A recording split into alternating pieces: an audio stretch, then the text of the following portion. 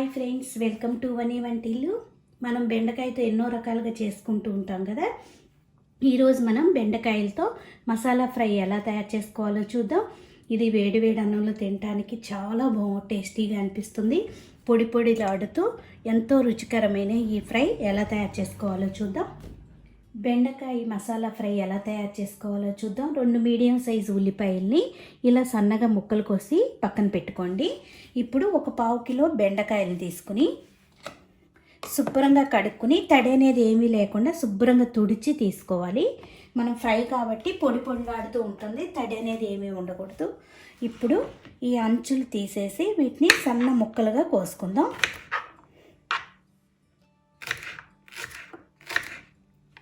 ఇలా ముక్కలు కోసుకుని పక్కన పెట్టుకోండి.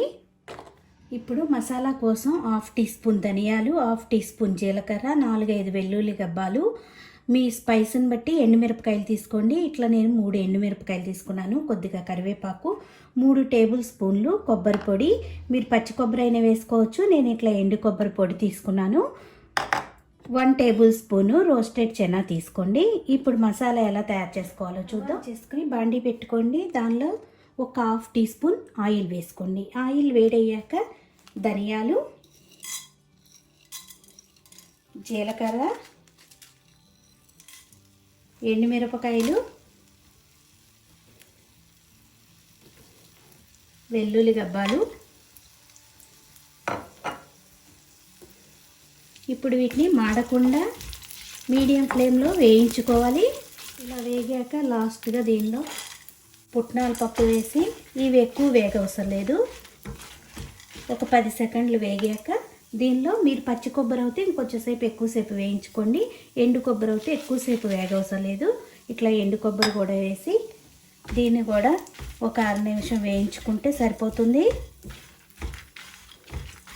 వేయించుకున్న వాటిని ఒక మిక్సీ జార్లో వేసుకుందాం. చల్లారాక పొడి చేసుకోవాలి. ఇలా మసాలా పొడి వేసుకున్నాక ఇప్పుడు స్టవ్ ఆన్ చేసుకుని బాండీ పెట్టుకోండి.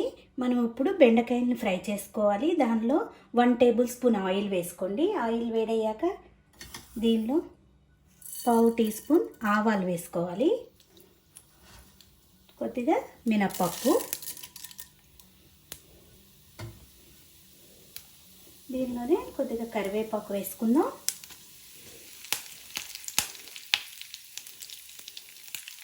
తాలింపు వేగిపోయాక ఉల్లిపాయ ముక్కలు వేసుకుని వేయించుకోవాలి. ఉల్లిపాయ వేగుతున్నప్పుడు ఉప్పు వేసుకుందాం. ఉప్పు వేసుకోవడం వల్ల మనకి ఉల్లిపాయ త్వరగా సాఫ్ట్గా అయ్యి త్వరగా వేగిపోతుంది. దీనిలో 1/2 టీ స్పూన్ పసుపు వేసుకోండి.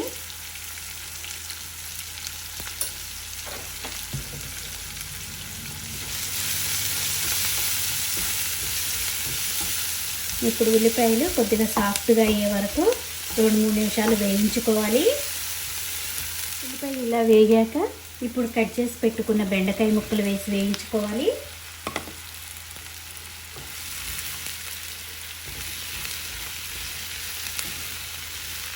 బెండకాయ కూడా వేగిపోయింది మనకి. ఇప్పుడు దీనిలో ఈ మసాలా పొడి వేసుకోవాలి.